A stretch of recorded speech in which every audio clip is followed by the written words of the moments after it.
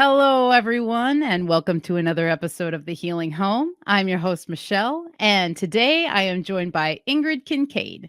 This is Ingrid's second time here in The Healing Home, and I'm honored to have her back for another conversation. But before we get into it with Ingrid, I want to remind everybody that for all things Healing Home, you can find that at michelleshealinghome.com. There you will be able to access my online store, my blog. You can sign up for my monthly newsletter, and you can also purchase my handbook for herbal and natural cat care, which is the first ebook that I've ever written and produced. So I'm really excited to offer it up for everybody. Also, a big shout out to all the patrons out there. Thank you guys so much for your continued support. It is very much appreciated. Now, a little bit more about Ingrid. Ingrid is, quote, an internationally known author, educator, elder, and spiritual guide, an irreverent wise woman whose journeys are both imaginary and real, end quote. In our first interview, we discussed Ingrid's work with the runes and her understanding of Northern symbolism. We were also joined by my fiance, Mario Garza of Symbolic Studies for that show. And if you want to listen to the full episode of that one, search episode 37 of The Healing Home. But in this episode today, we talk all about creativity, its importance, and how the creative process helped Ingrid better understand the runes and the wisdom that they hold. Now, this episode too is special because it's going to be audio only. We had some technical difficulties leading up to it. Ingrid had to join us on her cell phone, so there was a lot of movement on the actual phone itself, which could cause some motion sickness for sensitive folks out there like myself. And I also got kicked off of the internet right in the beginning of the episode, right in the middle of the intro, which is why I'm re-recording it. And I had the hotspot for the remainder of the show, which caused my camera just to be it was very blurry. It wasn't very clear. So with all of that said, it's audio only. And what's really funny about it is that we had to get really creative with this one. We had to pivot, which is super funny. It was a beautiful synchronicity, in my opinion, because it just goes to show you how creativity is all around us. We have to get creative in different times in our life where you might not expect it. And this was one of them. So without further ado, please enjoy our conversation all about creativity. Okay, well, we're here. Let's just get started and let's talk a little bit about our journey to this stream because as we were talking about, it was all about creativity. We had to get pretty creative just now. And also too, just me being kicked off with the internet, it's like it really wanted us to work to be together today. Yes. So I was just in the middle of introducing you. People who have been watching The Healing Home may have already seen our first interview together where we talked a lot about the runes, Northern symbolism. We were also joined by my fiance, Mario of Symbolic Studies. But today we're going to talk about creativity because I know that you love creativity. It's been a huge thing in your life to help you get to the point where you're at now. You're an author. You're writing a third book. So I want to give you an opportunity to introduce yourself to people who may not know you. But I say, let's just get right into it with why is creativity important to you? That's a big, broad question. I would say it saved my life. That would be maybe the shortest answer. Everybody's creative. It's around us all the time. It's not like some big discovery or lost hidden treasure. It was allowing, being made aware of it in a way that I'd never thought of it before. So I would say what happened to me and to a lot of other people is that we're raised a certain way, we're taught a certain way. There's a set of rules, there's a formula how to work and how to function and how to be alive. And the more caught we are in that, the less likely we are to look at life through the eyes of possibility. What else is possible? What would happen if this was turned upside down or flipped over? And so that's living in a place of asking questions, but not really because you're looking for an answer, but just to ask the question or or to wonder about something. I wonder. And when you, as I was raised in a family religion that was all about rules, and you didn't ask questions, you just followed the rule. So coming to this place of imagining that it was possible to actually ask a question, to wonder about something, opened up like a big, not just a little doorway, but just like, whoa, ta-da, aha, that changed my life, saved my life. I don't know. I had reached that point where it's like something has to be different or I'm going to die on some level. And I use that in the work I do with the runes, which is the creative process, actually opened up the possibility for me, I believe, to have connection with this other way of knowing that I always had, but I'd kind of shut down or hidden away, opened that up. And I use the creative tools that I have in working with people using the runes. But one of the exercises I often start with, if I'm going to open up possibility so people can begin to feel like, well, what does it feel like to ask the questions? I start with an exercise. It's not my own. It was something I was taught a long time ago or shown. I ask the question of what is half of 13? And in asking that question, and usually within a context of a class, of group of people, how many answers can you come up with? And the essence of this is that we usually think, because I used a number, our tendency is to go to thinking in terms of numbers. So then it's pretty limited. It's 6.5, it's 6.5, so your answer is limited to that context. However, the question didn't limit you there, because there's possibility. What else? Could you come up with more than 2 answers?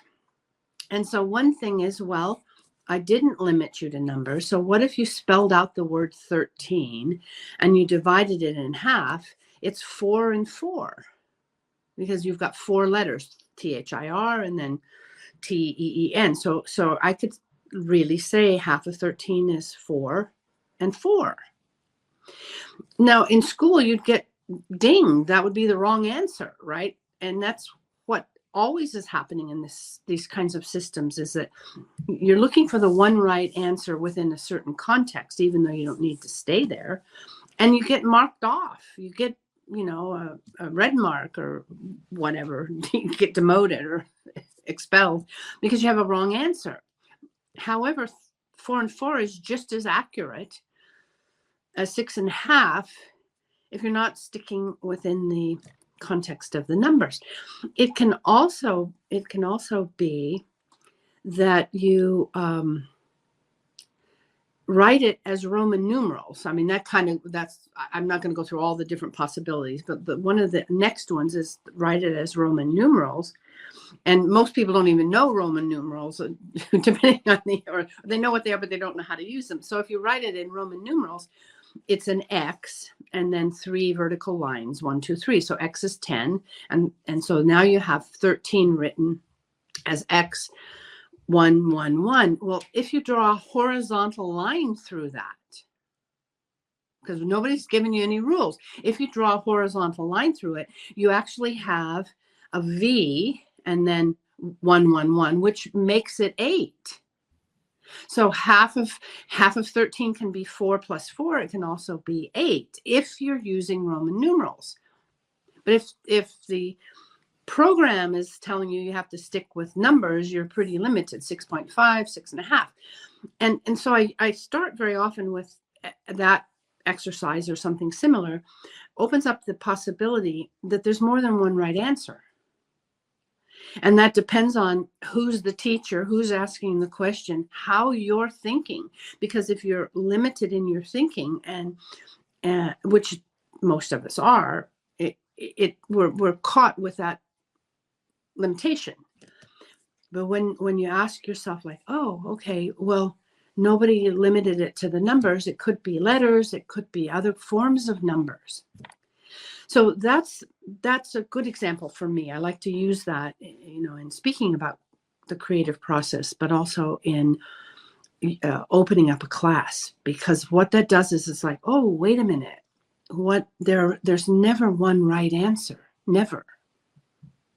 And to me, creativity is about the potential and the possibility and the wondering and the exploring, which takes you places that you maybe never went before. And even if you ask a question about something and then you go all the way around the clock or all the way around the circle and you come back to the same place, and you still feel like, well, this is the answer I'm going to give. You did change because you went around the circle asking the question. Right. So for me, it's about possibility. It's about the potential that exists in possibility. It's about wondering. It's about coloring outside the lines. It's about meandering instead of, the straight and narrow path that we're, it's like, I always quote the Bible, but the Bible says, broad and spacious is the road leading off to destruction, but narrow is the path to, life. Well, then of course we're going to want to stay on the narrow path. We don't want to go wandering off in all kinds of directions. And the reason that we don't is because if we open ourselves up to that possibility, we might find out that the thing that we've been told was the one right answer really isn't maybe for us, or isn't the only answer. And so that's interesting for me, as I've worked with runes for so many years, is that's the runes actually invite the possibility of thinking differently. And because they're connected to nature and seasons and the forces of life here on earth, human physicality and sexuality and spirituality, the runes actually are great examples of symbols and a wisdom system that invites a question rather than telling you the one right answer. Yes. This is exactly where I wanted to be with you, in this realm of possibilities and the importance of questions. And the longer I am here in this realm, the more I learn that the questions are more important than the answers. And I know that is something that a lot of people, that's a hard thing for a lot of people to come to grips with, because everybody wants the answer. Media teaches us that, our parents teach us that, school, all this stuff. And I really like this, what is half of 13? I also think about, the programming that we get, in terms of creativity, in terms of just life skills in general, because one of the things I wanted to bring up to you was my own programming as a young person, never thinking I was creative because I wasn't a painter. I didn't draw. I didn't take art classes, extracurricularly in school or out of school or anything. So I always, in my mind, was like, well, I must not be that creative. I'm not as creative as my friend who, sketches all these beautiful sketches, because that's what a creative person is, an artist. They create a painting or something. And it wasn't until I started coming into my own, understanding who I really am, finding my true passions, going off the path and realizing that my passions were off the path. And then that's when I was able to see, oh my goodness, my creativity comes through cooking. It comes through creating tinctures. It comes through being in the woods and thinking about what this looked like 100 years ago. And it was different for me. And it took me a long time, till my mid to late 20s, to start realizing that. But that's how long it took me to start really realizing more of who I truly am. So I kind of wanted to talk to you about that, because you are a mentor for many people. You hold classes and hold space for these sorts of conversations. Have you come across other people feeling that way? Or, that I never thought I was creative until I was able to see this? What does that look like? Yeah, that's I find it very common. And lately, as I've focused more on writing, as I went through several years, about 10 years of writing the first 2 books about the runes, I stepped away from offering more classes in that exploration of creativity. And I'm coming back to that now and weaving those things together. But, several years ago, as I was really actively teaching or holding experiences for people to explore creativity, it was very common. I'm not creative, and that usually meant I'm not an artist. That was the translation. I'm not an artist. And to open up the idea that creativity is just a willingness to explore. I mean, when you think of children are just, well, we're birthed, we are creative. That is our birthright. And so they don't have these preconceived ideas or rigid rules of what they can and can't do, because for a child, the whole experience is new. And so the entire thing is without limits, because there's this place of excitement of the experiment. I wonder what would happen if I did this. And not the kids think that way, maybe consciously, but there's this opportunity that, because there's no judgment about it and there's no preset rule, oh, you can't do that.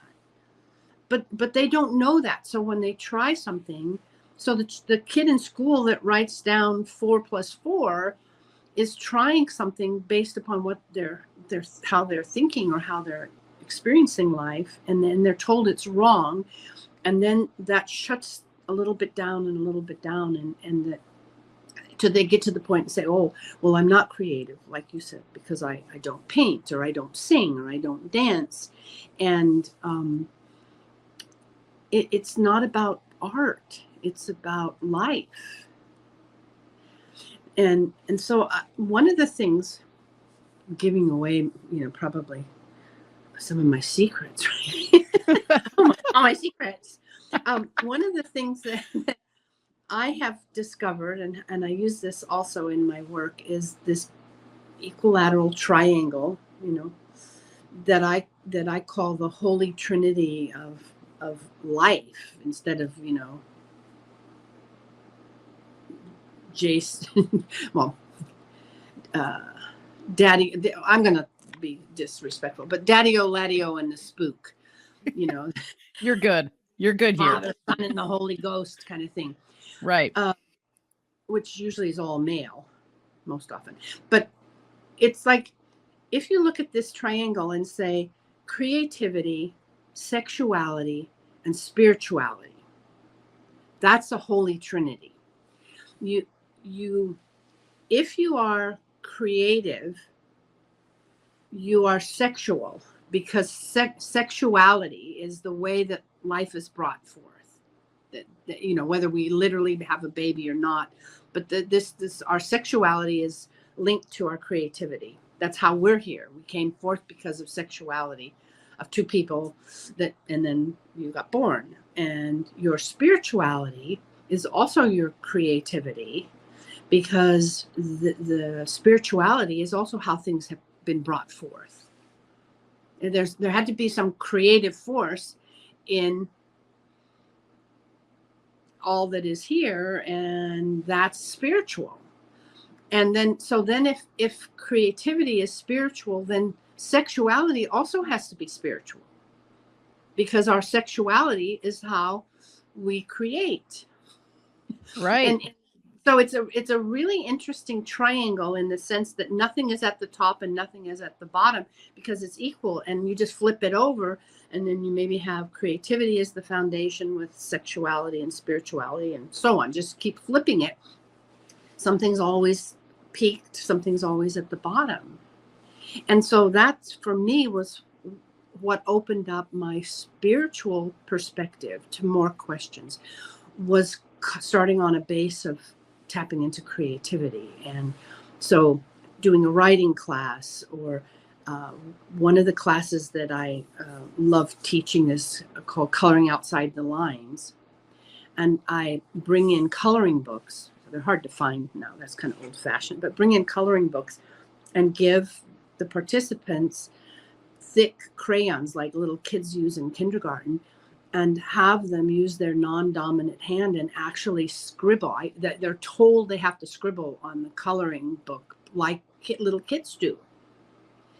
And sometimes it is so frightening, literally frightening for people, that I've had participants burst into tears or freeze and can't do anything because there's such a deeply ingrained anxiety around not staying in the lines.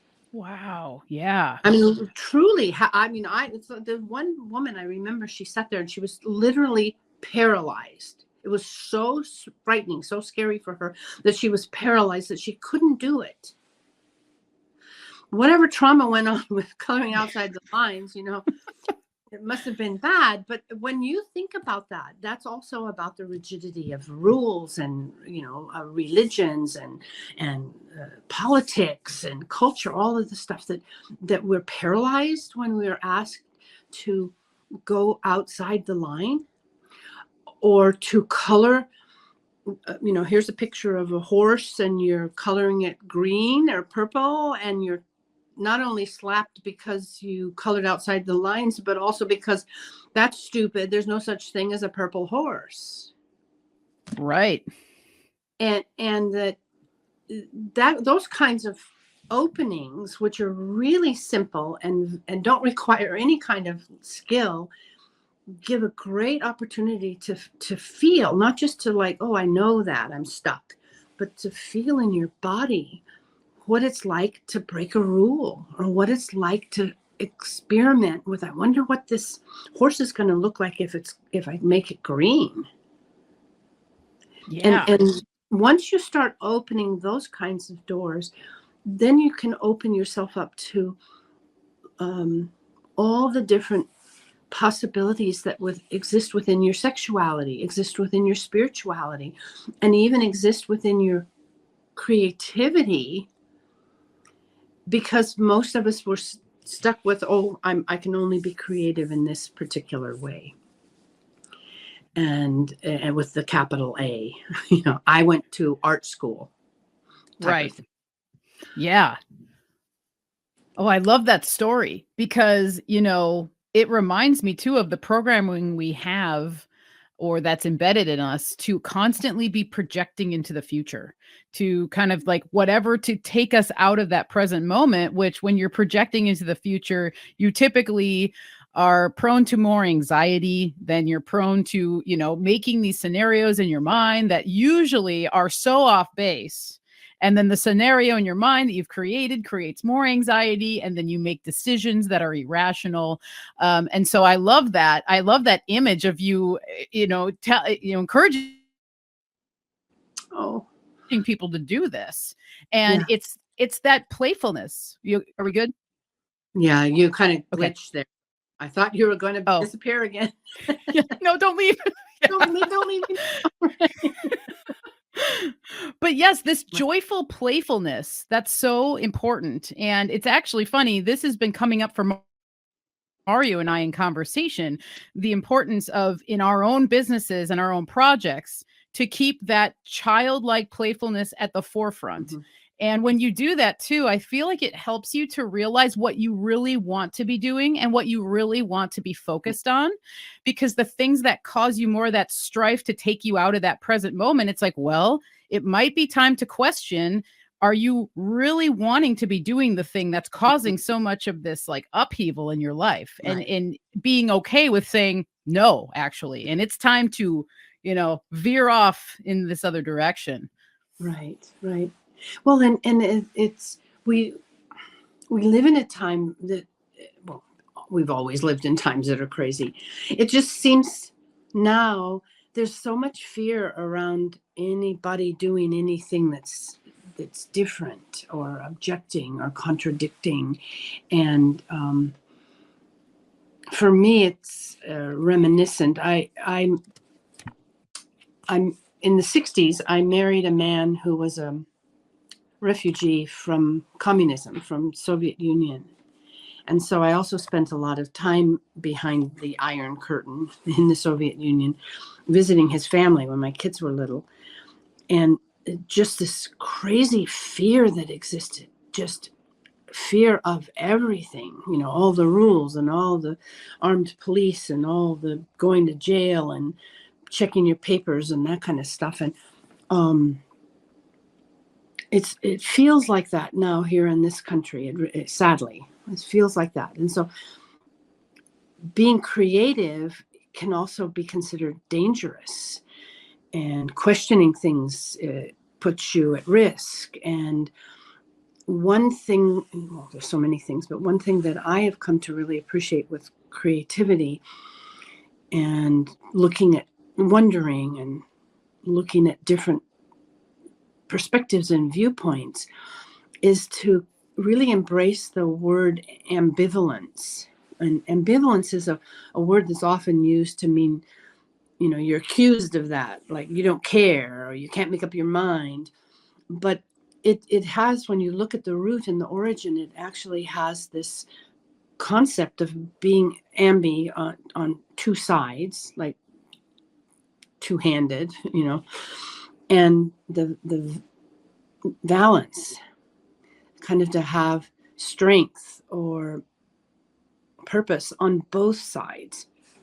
And is it possible for us in our creativity, in our willingness to ask questions and wonder, is it possible for us to stand in a place where we can see strength on both sides, so that we don't have to make a decision based upon good and bad or right or wrong, but we can wonder about what's it like to believe this way, or what's it like to believe that way? Because everybody always has a decision that if you do this, it's going to happen, and this is good and this is bad. I mean, that shuts creativity down.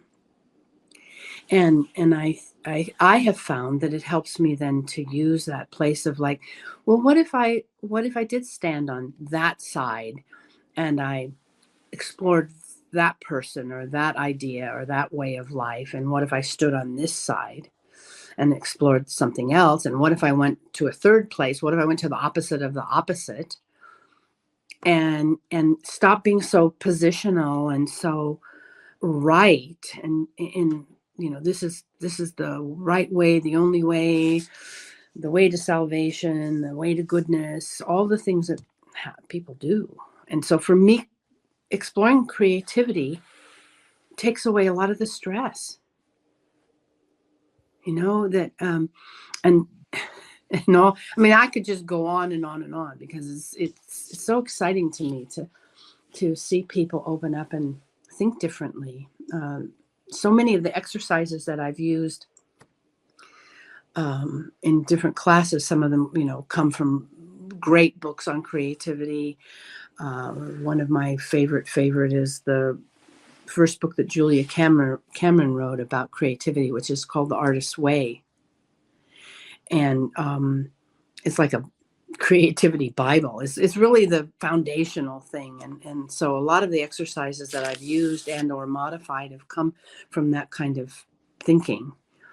And I'm rambling. Well, rambling is creative to me. So I'll post something that's from one of my books. The second book I wrote, called Lost Teachings of the Runes, I explore the concept of horizon, which I think is a really interesting, another way to like work your mind and look differently at things.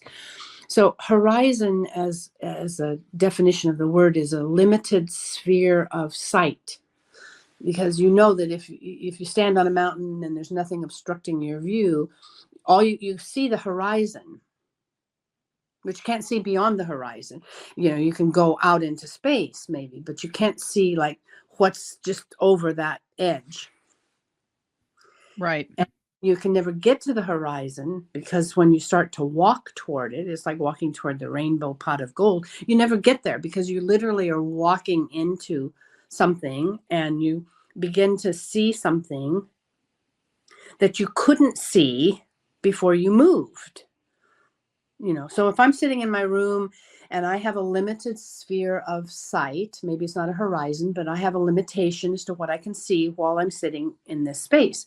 That doesn't mean something else doesn't exist. My bedroom exists, but I can't see in my bedroom from this position in my living room. However, if I move, I can see it. It was there. It was not within my limit.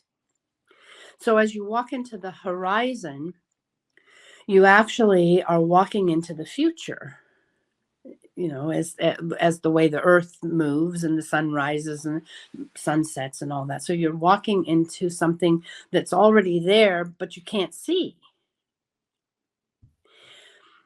So you're walking into something that exists. And we forget that just because we can't see it doesn't mean it isn't there. That's one exploration. And in the Lost Teachings book, I make the suggestion, well, stop, turn yourself around. Now start walking in the direction from which you just came. You're actually walking into the past because that you were already there, correct? Correct. But at the same time, you're also walking into the future. Right. So that's like, oh, that's kind of trippy. And I mention that because it's part of one of the aspects of the rune Evaz, is that in the poem I wrote about that rune, I say, I ride my future, because it's a horse energy rune. I ride my future into the past, which means literally you've turned yourself around and maybe gone back the way you just came. So I'm riding my future into the past, and someone comes to meet me. And in that riddle of that rune, it's like, well, do you meet yourself? When you turn around and walk back, do you meet yourself as you are coming forward? And that's a riddle, but I also think it's a creative question that allows you to stop thinking just in terms of straight lines. I'm just going in this direction from life to death, and then that's the end, rather than things being a circle. And the fact that in life we do sometimes turn around and go the other way, and you can't relive the past or redo it because you've already done it, but you can walk back through it. Yeah. That to me is like, the more often we're willing to look at riddles instead of saying, I have the one right answer, can we remember the future? That's another question. And to that creative way of thinking is, if a caterpillar spins a cocoon, and inside of the cocoon for a period of time, it actually transforms into a butterfly. It becomes kind of goopy, no formation, and then it becomes a butterfly. And it emerges later with wings and it flies off. Did the caterpillar remember how to become a butterfly? Ooh, I like Because that. in that, did it remember its future? Because something in the caterpillar had the ability to have wings, to become something else. So do we remember our future? Do we hold within ourselves an ability to know how to do something that we've never done, but we have? And that's how, for me, that I can't separate the rune wisdom or the rune questions from the creative aspect, nor can I separate it from the spiritual, from the runes being spiritual, the creativity, and then from the sexuality, because that sexuality is part of that aliveness. Does the mother who gives birth to the child, does she remember the child? Does she know the child? Did it exist someplace else before? And not that there's an answer. I mean, you might say yeah, and I might say no, and somebody else might say whatever. But it's that place of wondering. And so, I really love organizing. I don't like the word teach. You can't teach creativity. I love organizing gatherings and giving people an opportunity to explore what it's like to remember that they're creative. Ooh, yeah, that's beautiful because that is, like you're saying, what it's really about. And knowing that you can't really teach it, it's like the person has to be willing, just like with anything. Just, the age old saying of you're not going to change so and so by telling them until you're blue in the face that they're making mistakes or whatever. Until they want to realize that they need to make changes, they're not going to change. And this conversation where we're at right now is making me think about what kind of drives me up the wall about like more new agey kind of thinking, which would be something to the effect of, well, the past doesn't exist. So therefore, does anything exist? And then we get into this big thing, which I'm with that in a certain way to just pose the question. But if someone were to kind of have that philosophy, and you would apply what you just talked about, how would you kind of approach that sort of mentality, I guess? Because it's something for me that I struggle with when I hear things like that, because I think that it also kind of alleviates in some way your responsibility to your actions in the past, which I think is kind of like a folly in some sense, because then in that way, if you think the past doesn't exist, although you've lived it and you've made choices and those choices are playing out in your current life, that to me would describe like a lack of wisdom in a way, because that would then kind of mean that you're looking at the past as something that's just like, oh, whatever, it doesn't even exist. So then it's taking away your own personal responsibility moving forward. So I kind of would love to hear what you think about that, because it's one of the things I thought about when I was preparing for our interview. You had a lot of questions in there. Yeah, sorry. A lot of wondering. I'm sorry I keep moving this. It's okay. We have to tell the audience, right, that we had to be creative using the phone instead of the computer for all sorts of reasons. And where I'm sitting, the light is changing and it keeps coming in and blinding me, so I can't see my phone. Oh, God. My little telephone. Okay, there you go. And yes, those are antlers behind me. From the caribou that lives in my house right there. Okay. So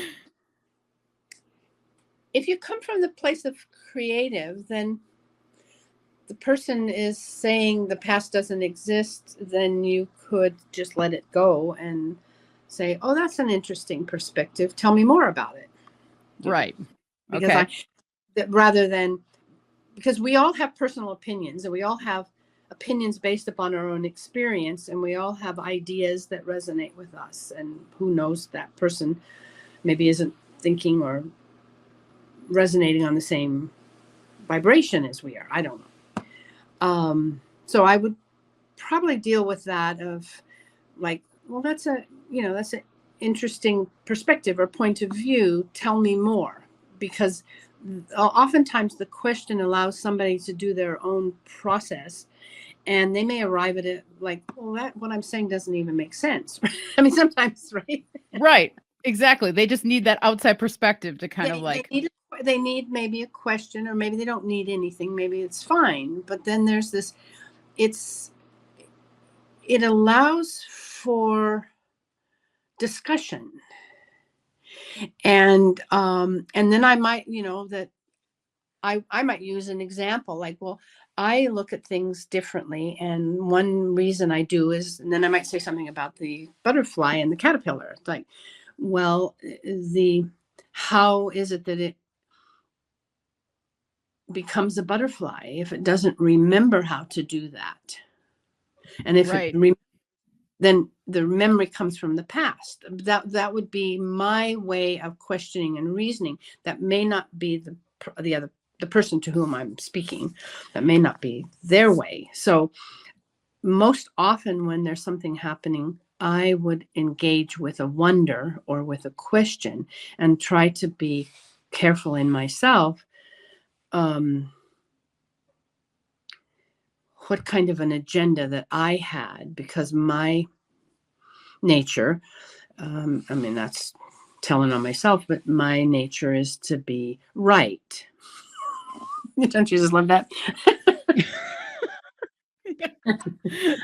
I love your honesty. That's for sure. That's why you're here. It's one of the reasons why you're here. Maybe that's better. Okay. because of course there has to be a place where you believe, you're passionate about what you believe, or you have intensity about something that you're sharing. But to always check back in and say, just because I believe that or I share that doesn't make it right, because I have to, have to wear the shoes too. I don't know if that's Right. answering the question. So to allow myself to always be wondering within the question or the statement that someone else is making, and to in that be careful that I hear the question, that I try to answer the question rather than just allow the question to be there. Gotcha. Yeah. And so to me that's tricky. My intention is to open up possibility, so that, like the exercise with the 13, it's not about trying to find the one right answer of what's half of 13. It's about opening up the possibility that there may be many ways of looking at the same thing, many answers, many perspectives. Because if I live in a deep valley, like a ravine, like in the Alps or something, the sun sets for me very early. But if I live on top of the mountain, the sun is going to set for me later than it does for the person who lives in the valley. You can look at the clock or the calendar and it says sunset is at X time, but it doesn't take into consideration whether you're on the top of the mountain or in the valley. And both people are right. People are wrong. And what do we know? Well, we know that the sun disappears someplace into the mountain, into the water, into the prairie, and that we hope the next day it reappears. And we don't even know where it goes, do we? Yeah, right. Not no. These are the big questions of life. Yeah. And it's like, well, but it's moving around, the earth is moving and the sun is moving and all that. But I've never been up there. I don't know. And that to me is also spiritual, because isn't there the mystery in it and the magic in it? So that's a long kind of convoluted answering and questioning at the same time about the past doesn't exist. However, you could explore, that's interesting, because in this moment, you're inhabiting a body that got there because of the past. Do you just reappear every nanosecond? That's a possibility too, right? But it's fun to ask the questions, and that to me is also the essence of creativity. I'm sorry about this phone. Oh, you're good. We've had to pivot for this one so much, but yeah, we're fine. Okay. Oh, yeah, we're good. Okay. That's where there's the camera. That's my camera with a big giant hand. So I would guarantee that if I used to say this in one of the networking groups I belong to, that I guarantee that if you work with me, your life will never be the same. That's what I would say with a straight face. And that's a pretty bold statement, right? Mm-hmm. But it's true, because it's not about that I've taught you anything. I actually have, in more likelihood, challenged you. Right. And rather than being right or wrong, just sometimes I'll ask a question just for the sake of asking the question, even, and people assume then that I believe a certain way or I have a certain lifestyle or direction, but I don't. I'm just asking the question because it's fun to ask the question. And that allows you to think whatever you want to think about what I believe or how I live or who I am. But it doesn't really tell you anything. The question doesn't. If you know, when you know who I am, and you just allow yourself to play with me, I'm just going to ask a question just to see what happens. Right. Which is it's one of the biggest thrills of life, in my opinion, because it's you're tapping into the unknown as well, which, anybody can probably admit that the unknown it is what is in the name. It's unknown, so we don't know. But I think for a lot of people in society, that's one of the more terrifying places to swim in. It's kind of right up there with death. A lot of people fear death and leaving this place. What's going to happen? This and that. And so I feel like that in and of itself, you can get really creative, with Yeah. all of that. Well, and that the place of like, well, I don't know what's going to happen to me after I die because I haven't died. Right. Uh-oh. Did we lose? Oh, you're here. Okay. Oh, I can't hear you, Ingrid. Ingrid, I can't hear you. Something happened. No.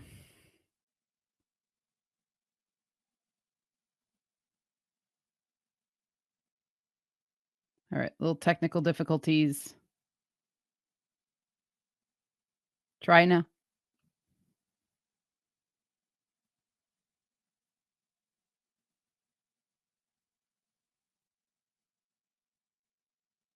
All right. We are having an issue here with sound. I can't. Oh, no. Oh, no. Well, all right. We're having an issue with sound. So, okay. And can you hear me? Okay, she can't hear me either. Okay. Well, yeah. Okay, folks. We're having a few issues here. I'm going to suggest to Ingrid that she pops out of the stream and comes back in.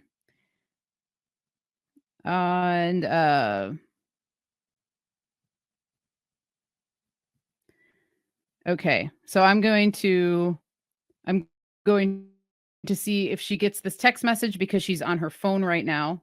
So maybe that will help. But yeah, I hope you guys are enjoying our conversation so far, because this is great. This is exactly where I wanted to be with Ingrid, because I love how she meanders in the darker spaces, the unknown spaces, the spaces that maybe we're not even meant to know about, like in the waking life, these great mysteries of what is it about us as people who are creative beings that makes us tick.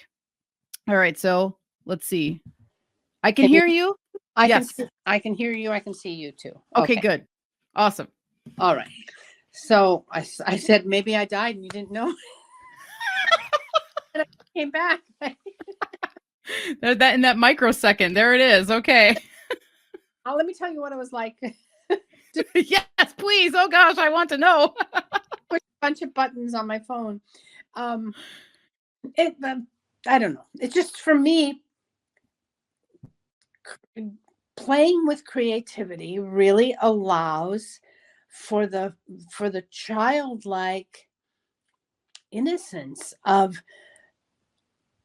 being surprised at what's going to happen. Kids do things because they've never done them before, and so they do things to see what's going to happen.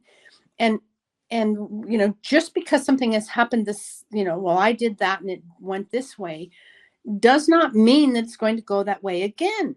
That's what happens for us. It's like, well, we learn from our mistakes, and but all the factors are different. Nothing can ever be. That's a great point. Yep. Nothing can ever be the same because nothing is the same. So I love to play in that realm of what if, and I wonder what would happen if we would do that.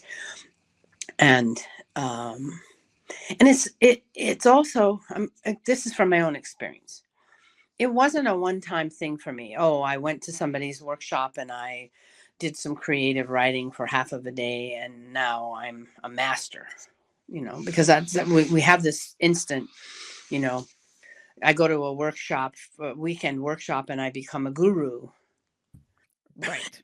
Right. Or a master at something. And for me, the process of exploring questions and exploring creative questioning and what if and standing on your head, like lay on your bed and hang your head over the edge, lay on your back and hang your head over the edge and look around your room.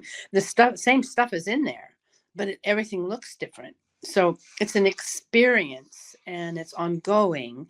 And so for me, it's to remind people that this is just an opportunity to open something up and to see what will happen, like doing something different. Sometimes rearranging your furniture is an incredibly creative act because you have patterns of behavior and movement in your house, and you can do it all with your eyes closed automatically. But what if you move something, then your mind has to explore things differently, or you let go of, give away or throw away stuff in your house. It opens up space so that something different can happen. So it's not just like, oh, I take a workshop or I do a class or I creative write. It's everything. Like if you have your cutlery in the left side of the stove, put it in the drawer in the right side of the stove. And the fact that you're doing something, like you have to stop, oh, it isn't there, it's over there. It breaks that barrier of here's the straight line and I'm always going that way, rather than it could be here and it could be there. And by doing that, then the next time something comes up that's really automatic, you could question and say, well, I wonder what it would be like if I did it this way. And so it's a life life playground, life playfulness,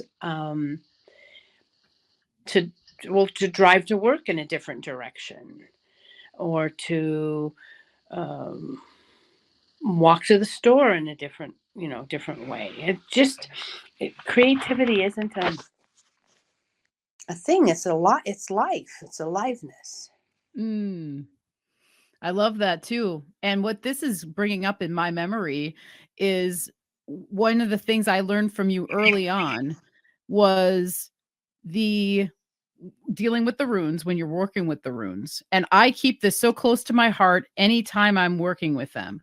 But you saying, like, if you pick a rune, don't go to a rune book. Don't even go to my rune book and look up what it means. Sit with it and think about what is coming through, what's coming through for you.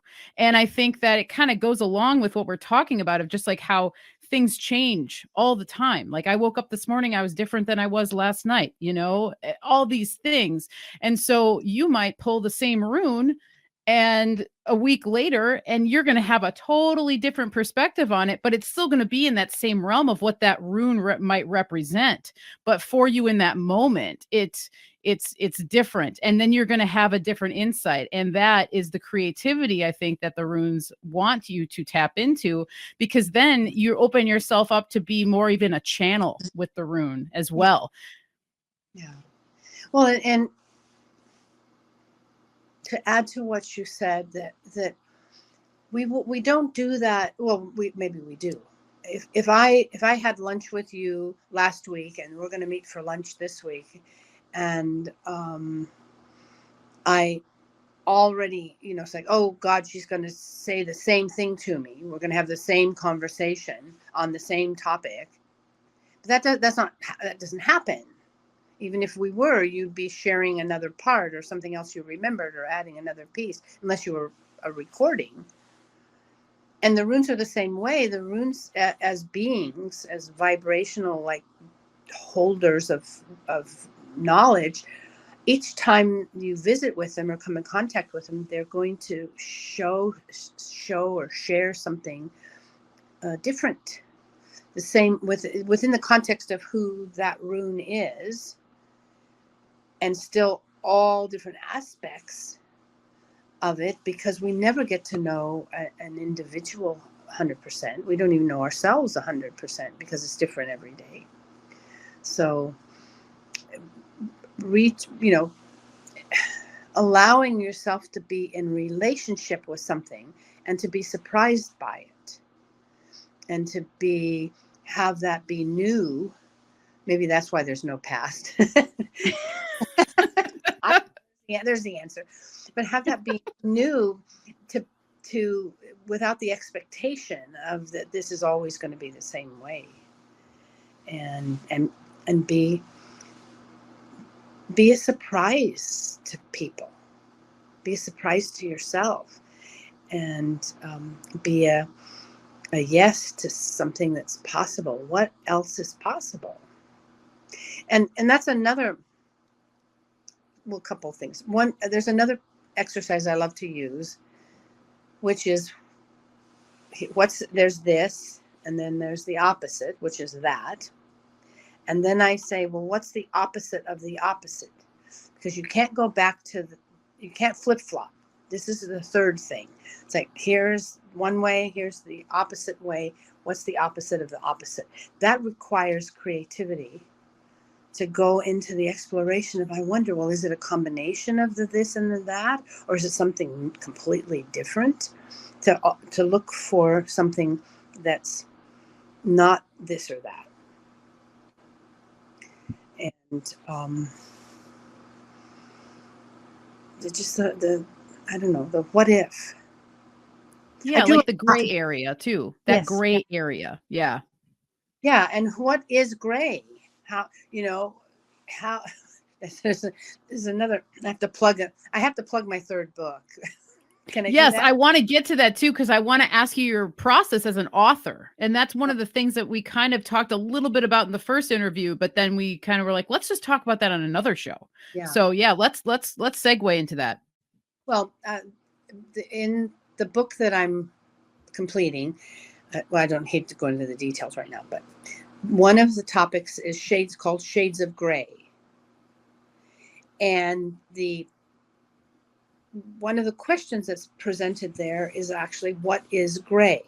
And there's all different grays, are as varied as anything else. You can have gray that has a green undertone or a yellow undertone or a red undertone. People don't think of gray as having different, well, even blacks are different that way too.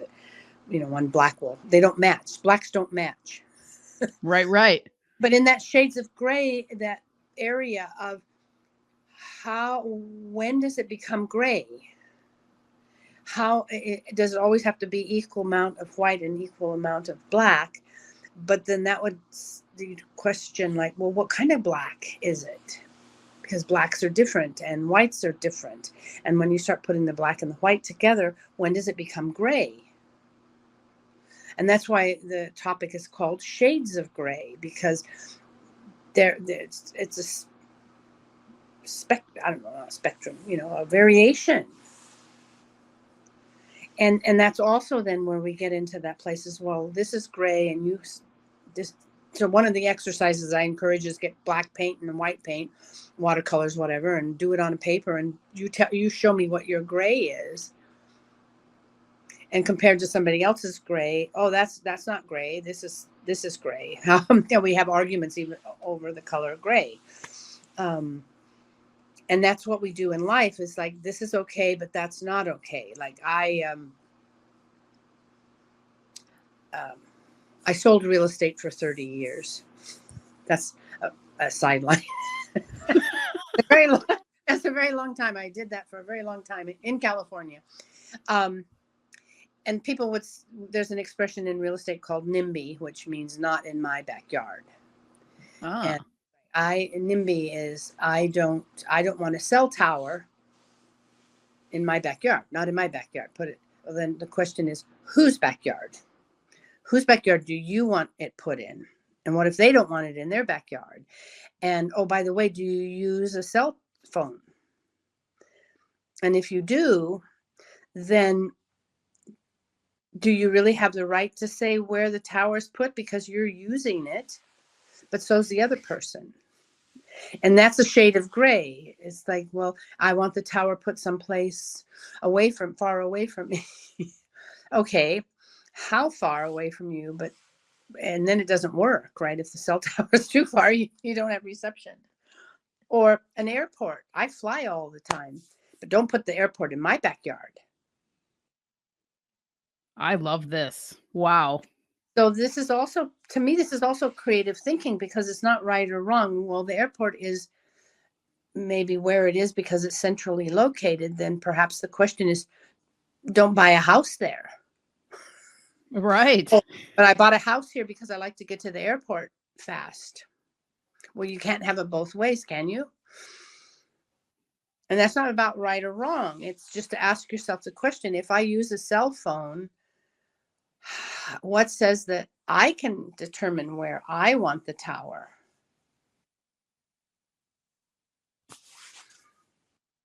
Whoa.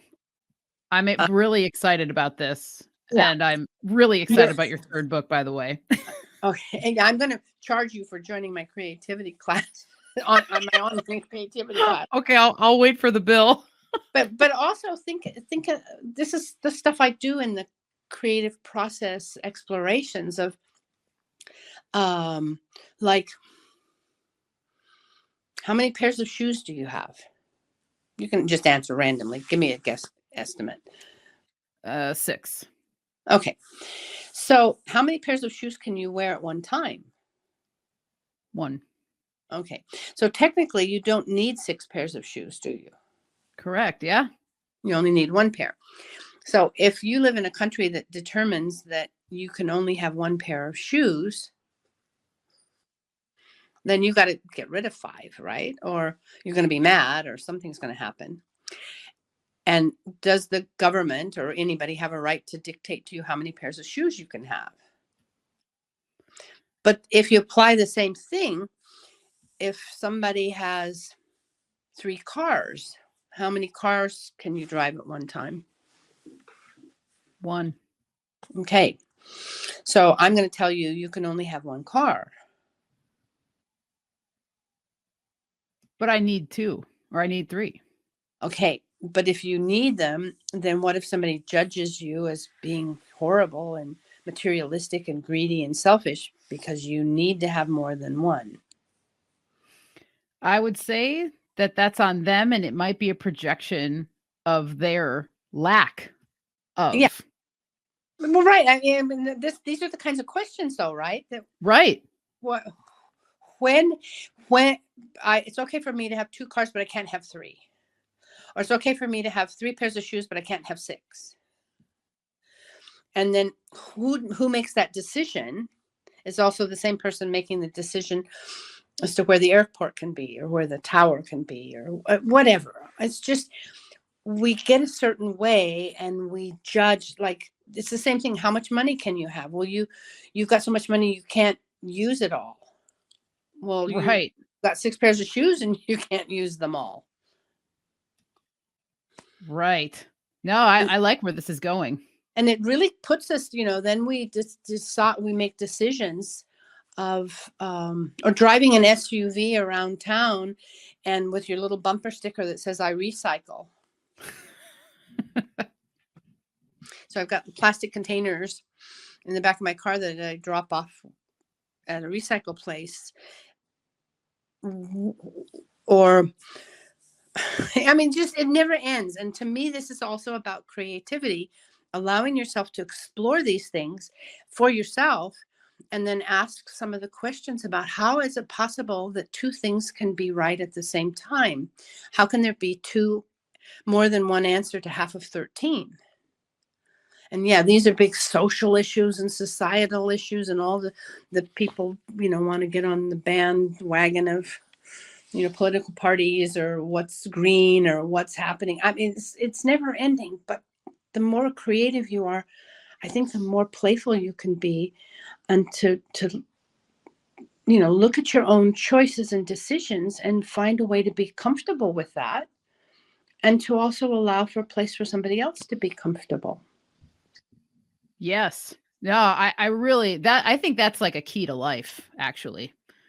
And And to, like we make judgment about things like, well, I don't know. I'm going off. How much more Well, yeah, we're at about an hour 10 minutes, so we'll be wrapping up here soon. Okay. So So I talk about guess writing process. yes, totally. Okay. Um, First of all, or maybe it's second of all, I don't know. I like to write. I process by writing. If I'm troubling over something like how many suitcases to take on a trip or something, or anything, I write. I write every single day. I'm always writing. I love words. I love the meaning of words, the vibration of words. I love exploring, like, is there another word I can use instead of that? So writing is one of my creative outlets or expressions.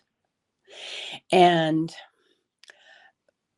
back to the Julia Cameron book of Artist's Way, 1992 when it came out, and I worked with that book, I started writing what she calls morning pages. And I write them every day. I mean, maybe if I'm sick or I'm on an airplane or something, I don't. But since 1992, I write morning pages. And morning pages for me are 3 handwritten pages, like standard computer paper stuff. Stream of consciousness, no punctuation, no worrying about spelling, no complete sentences, just whatever's coming out, blah, blah, blah. Sometimes it's crazy, sometimes it's profound.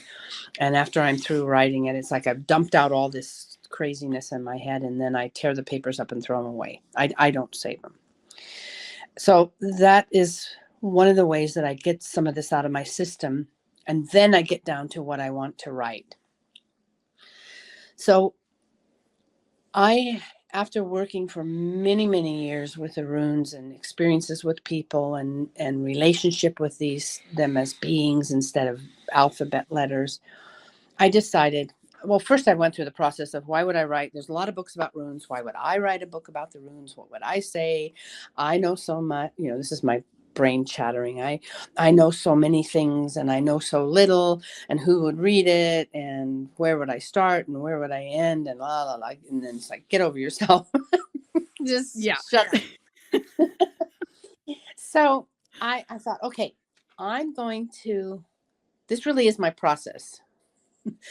I'm going to write a book about runes, and I'm going to limit it only one page for each rune. So then that restricts me. I thought, well, no, how am I, that's too much. How am I going to say that? Well, what is that going to look like? So then I started playing with ideas, and I thought, okay,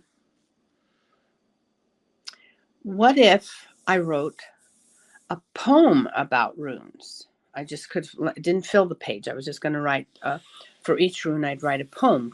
There are rune poems from, historically written rune poems. And then I thought, well, now how long's the poem going to be? And what am I going to say? And here we go again. And I work currently with 33 runes that are well known. They're not the limit of the 24 elder Futhark, but they are an additional 9. So 33 runes. And then I decided, I'm going to write a poem for each rune, and each poem can only have 33 words. And then I decided, and it can't be punctuated. So there has to be this magic of writing 33 words for one rune. And you can read it however you want. So it's not limited. It could be up and down or back and forth or skipping lines. So that's where I got to. The first book that I made about runes was I wrote 33 rune poems using 33 words.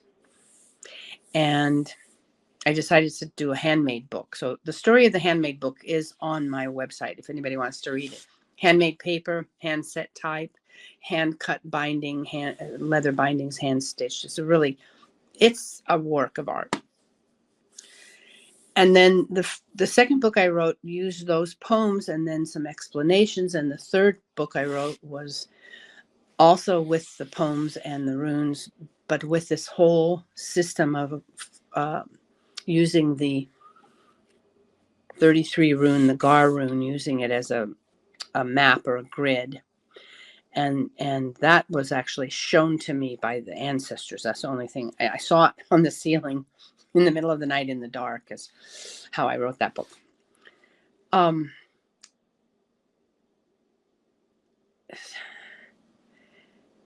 so one book was handmade, one book is self-published, one book is printed through a traditional publishing house. So they're all different. They all have different personalities. And the only way that you can write a book is to write it. That's all. That's what I would say. Writers write and waiters wait. And if you're a writer, you are not a waiter.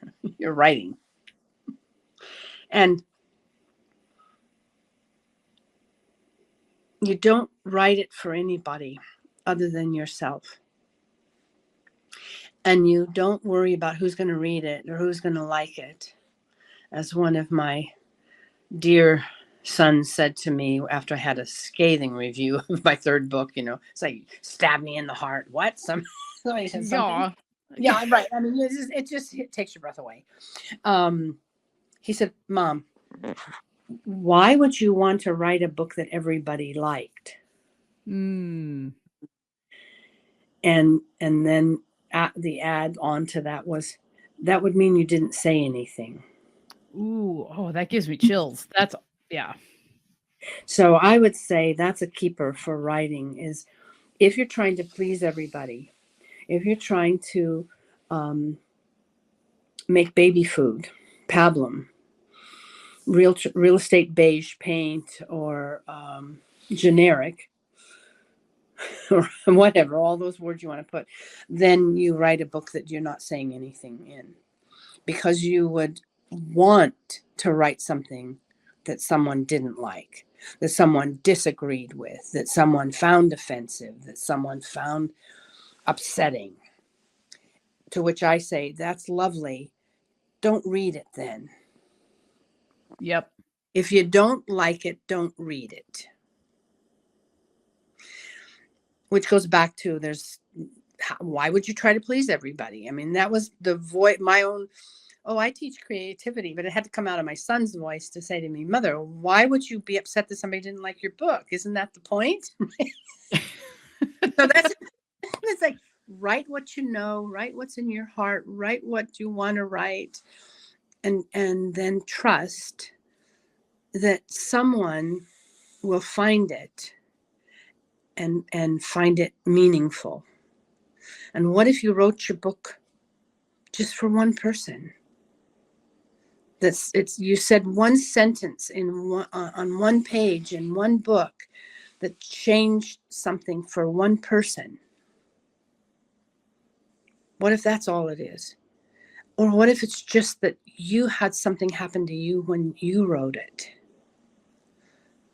And, there's millions and zillions of books, and some of them are good and some of them are bad and some of them are terrible. We know it.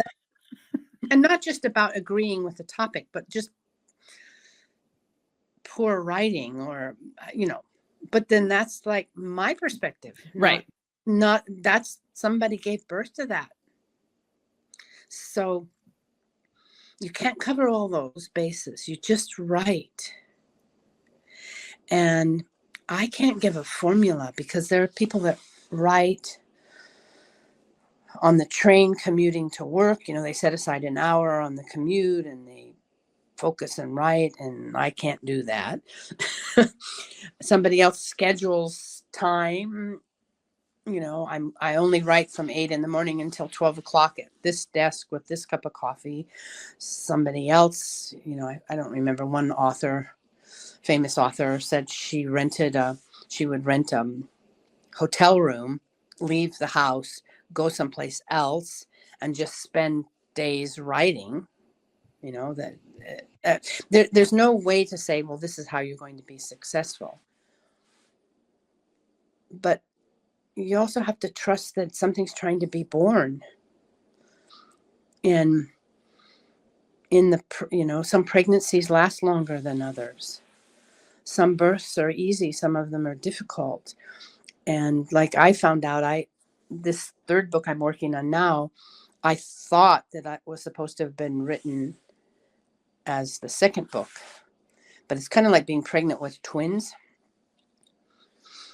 One of them has to come out first. And if you're doing natural childbirth, you don't choose which baby is being born first. They maybe had it out in utero and decided, hey, you go first, you're bigger. Something, I don't know. And even in a cesarean, there has to be somebody chooses which baby to lift out. Right. And maybe it's the baby's choice. Maybe the baby chooses it. We don't know. So that's also when you think you're supposed to be writing one thing, but you keep being called to do something else, trust that maybe the being that you're creating, or the being that you're bringing into form, it's coming into form through you. Maybe it has its own agenda. It's not always about you. And our physicality, we can have all the ideas we want in our mind. A lot of people say they just live in the mind, but that nothing exists unless it comes into form. This is my belief.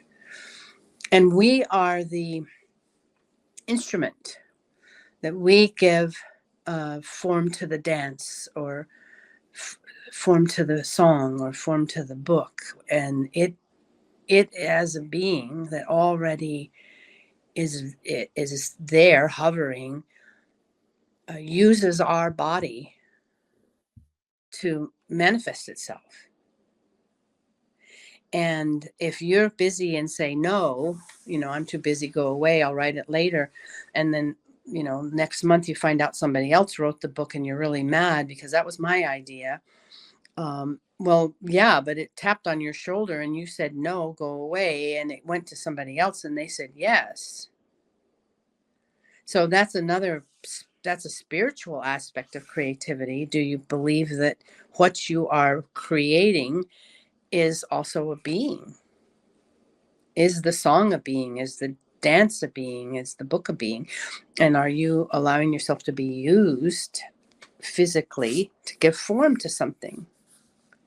So that also puts writing the book into another realm of like, well, maybe I was asked to do this.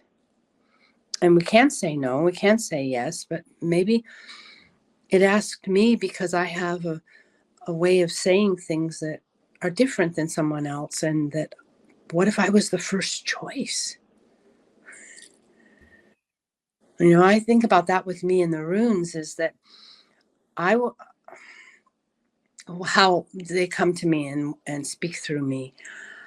I wasn't born and raised in New York City. I was born into a family that were deer hunters and cattle raisers and butchers, and a father from Texas with a Texas twang and a Stetson hat and cooking black-eyed peas and cornbread kind of stuff. And so the way I teach and how I talk is that, I can wear cowboy boots and I can drink whiskey and smoke a cigarette.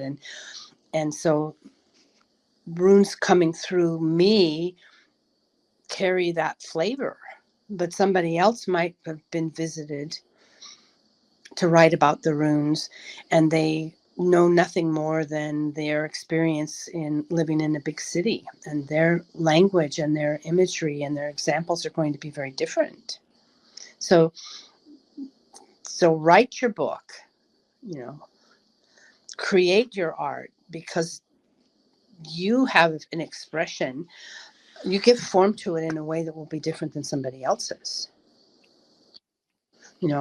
People tease me in the Lost Teachings book. I have this example or story about my grandfather who by his name was Curly.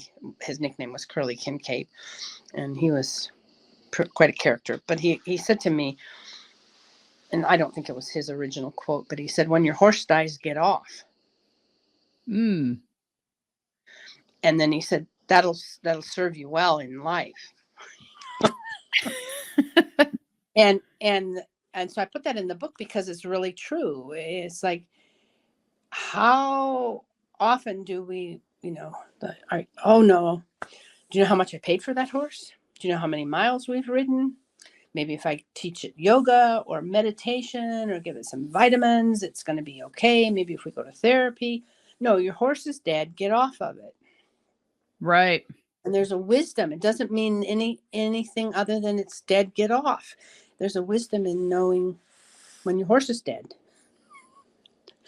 Feel for a pulse, right? So I'm sharing that because that's also the creative process of writing. It's like, be yourself. Use your own voice. And if you're inspired to write in somebody else's character, follow that inspiration. Like, how can a man write a book about a woman? Or it's like, it doesn't matter. Just write it. That's to writers write and trust it. And what if you only wrote it for yourself? Or what if you wrote it for that one person? I could say Artist's Way as a book really opened something in me. What if she only wrote the book for me? And I do what I do now because I read that book. And It's a good question. Yeah, well, it is. I think it's, what if you see a picture, a painting in a museum, and it opened something for you or released something, and you go forth and do something with that. It only took one person to be affected by what you created. And that ripples out into the whole world. And if it's just you that changed because you wrote the book or painted the painting or composed the poem, then that's not about purpose. I hate that. Like, what's your purpose in life? That purpose-driven life. It's like, what's the purpose of an orange tree?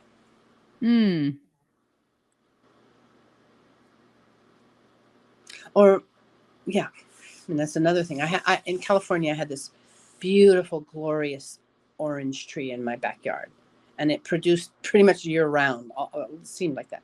Beautiful, glorious oranges, hundreds of them on this tree that were always sweet and delicious. And what was the purpose of the orange tree? Just to be itself, right? And what if you went out, it's like, went out in the yard and you looked at that tree and you said, oh my goodness, you have way too many oranges on you. That's greedy. That's selfish. You shouldn't have that many oranges.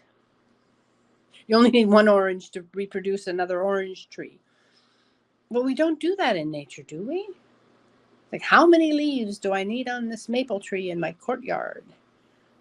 But we do it to each other. Right. How dare you have so many oranges? What's your purpose in life?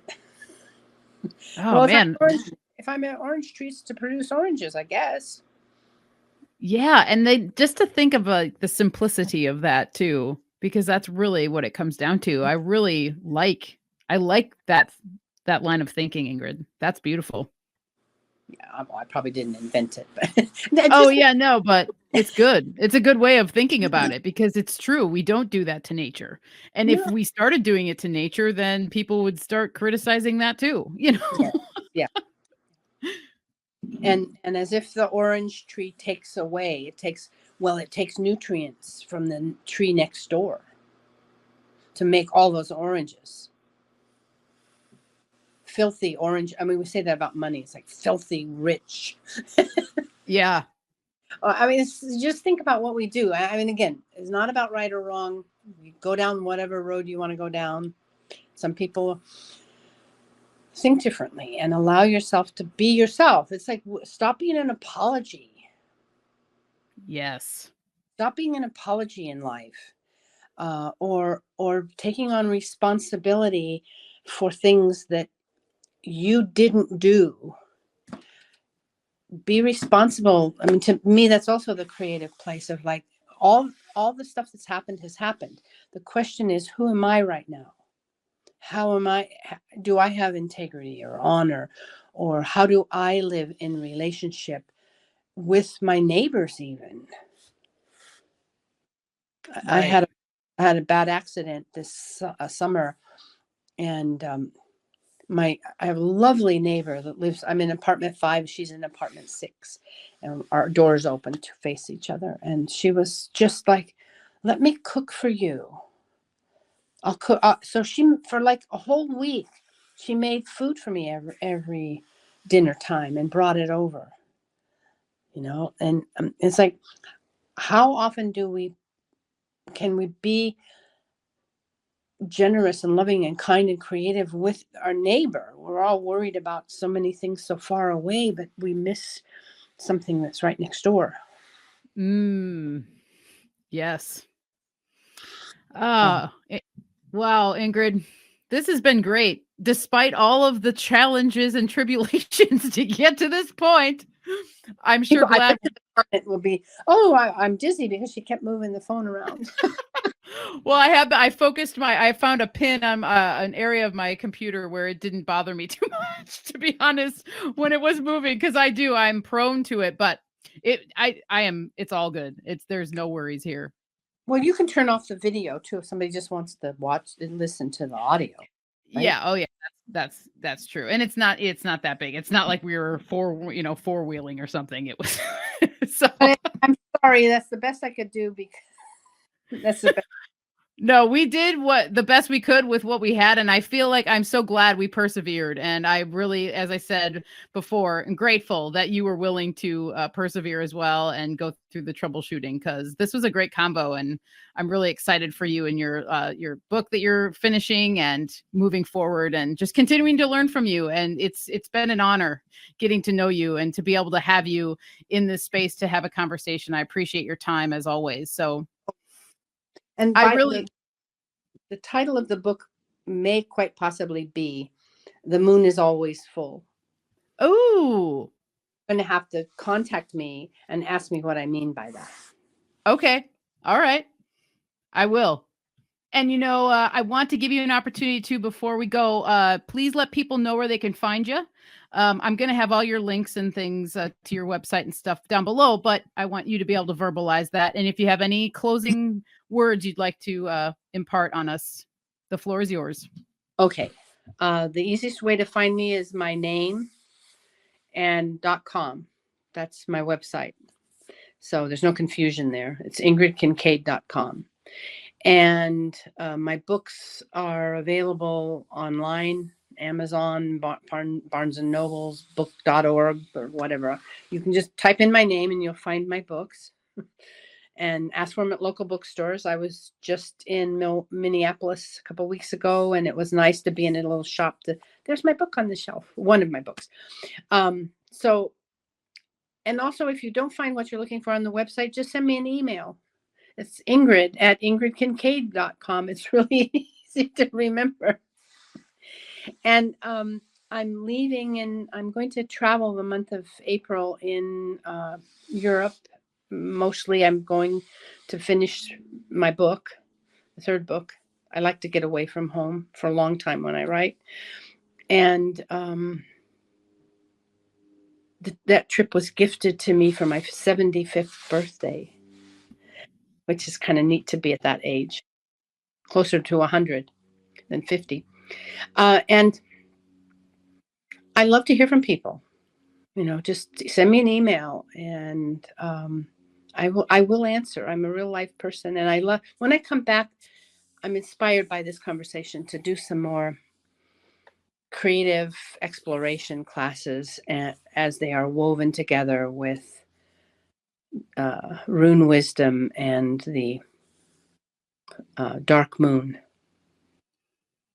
Beautiful. I love it. I'm glad it's inspiring you because, I mean, you're such a wealth of knowledge on so many levels, but I would love to work with you more in that realm with the creativity stuff because, as a person who, as I said, at a young age was like, oh, I'm not creative because I'm not an artist. Like we're talking about, I've really worked hard to cultivate it. Mario has helped to bring it out in me as well. People like yourself, it's just like, you gotta be yourself, as you said, and just right. Or as my mantra is just keep going. You don't stop, because if you stop, you're going to have to start again. And then you might as well just let the wheel spin, right?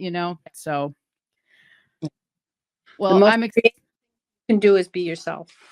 yeah. And it's one of the more challenging things, but once you start doing it though, you realize, hey, this actually isn't hard. It's only hard when you think about, what it might look like. So anyway, well, I wish you the best of the rest of your day, and we'll talk. Yeah, we'll talk real soon, Ingrid. Safe travels as well. Thank you for inviting me on. Bye-bye. Of course, anytime. Bye-bye. Alrighty, folks. Well, hey, we had some technical issues there. Just towards the end of the episode 2, I realized I forgot to turn on my corner light. So if my lighting's kind of strange, the sun went away. I'm gonna pop this curtain open a little bit. Anyway, thank you guys. I'm so excited that Ingrid was here with us, and that was a really good conversation. And as always, she always brings it. So I'm grateful to know her, grateful to be in the proximity of her, have had the opportunity to study with her as well in one of her rune classes that I took, which is the Wheel of the Year class, which I highly recommend. And all of that stuff is on her website. So as always, here in the Healing Home, we've got some updates for you. So I'm going to throw these up on the screen. michelleshealinghome.com for all things healing home. As I said in the beginning of the show, go find my store, find my blog. Speaking of books, I have my herbal and natural cat care ebook available as well up on the website. Shout out to all the patrons as well. You guys always coming through. Chance, Sarah G, Liam, Miri, and Hank, Erica, Moonlander, Mary, Louie, Logan, Mickey, Doreen, Debbie, Natasha, Mary Beth, Nausicaa, Stephanie, Charlei, Peter, Elise and James, Rachel, Trisha, and Vanessa. Thank you. Patreon.com/thehealinghome. And looking forward to providing the patrons with some more offerings coming through. Been brainstorming a lot about Patreon. Mario and I both have. So I just want to encourage people to come on over and hang out with us over there.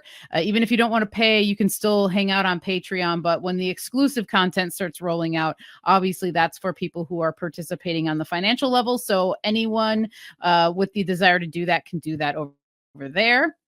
Up on the screen too, a handbook for herbal and natural cat care. As I said, this is my what Ingrid was saying. This is what was coming through for me. I actually had the idea to start writing another book, and then the cat care came through stronger. And I thought, well, I think it's time to just go with the cat care. And I'm really glad I did, because I've got the first version out. It is available. It is $11 to download it. It's on my website, and it is a great introductory guide for people. I've had a few people reach out to me telling me how much they're enjoying it, how much they learned, and they've actually implemented some of the stuff that I share in here, and they're noticing a difference in their cats, and they feel better because they're taking the steps to bring more health, vitality in a natural way to their precious keys. The newsletter, Full Moon Offering newsletter, always coming at you once a month on the full moon. You can sign up for that at my website as well. This offering that is still available is number 42, which is soap, shampoo, and tinctures. I do have a little bit of each of these offerings. So oat and honey soap, blue vervain tincture, which is fresh reishi mushroom double extract, comfrey nettle and pine shampoo bar, and calendula salt soap. And up on the screen is the current menu with all the prices of those items. And there are more tinctures coming, folks. I just decanted a handful of tinctures this week, and boy, am I excited to share them. So keep your eyes peeled for that coming up here in the future. Next Full Moon Offering newsletter is going to be on March 25th. So that's coming up here just in a couple of weeks, actually. Next week's show, which will be on the 26th, the day after the full moon offering newsletter comes out, is a to be announced. I've got some traveling coming up here. Mario and I both do. So the end of March is going to be pretty busy for me. So a lot of the shows I'm pre-recording a lot right now because we're going to be traveling. And so it's going to be great. I'm really excited, but we've got some TBAs coming down the pipeline. So really excited to get all that fleshed out, and they will be released. I may take a week off from the Healing Home here coming up. It might be like the second week in April when I take it off, because I am going to be traveling back home for a funeral, and that's going to be kind of an intense time. So I may take a week off, but I may also pre-record something before we leave the Pacific Northwest, and we'll be able to have something, without a break. So we'll see. Symbolicstudies.com for all things Mario. So you can find him there on his website, Instagram, Twitter, YouTube, you name it. He's there. So check him out if you haven't already. And with all of that said, folks, it's a glorious day. The sun is shining. We've been having some excellent weather. So it's time for me to get back outside. The garden is just calling. And I've been out there the past couple days just getting stuff, prepped and what have you. And I love this time of year so much because it's like the final slow time before all of a sudden everything just goes pop and it's like ready to go. So I'm really enjoying being out there and just like taking the time to make sure things are trimmed back, hula hoeing, doing all these things, starting seeds. We got seeds starting, all that stuff. So, it's an exciting time. So hopefully you guys are out there excited for the spring, excited for what's to come in the garden, and also just allowing things to come through as they do, like we were talking about today. So until next time, y'all, take care out there, and we will see you real soon. Cheers.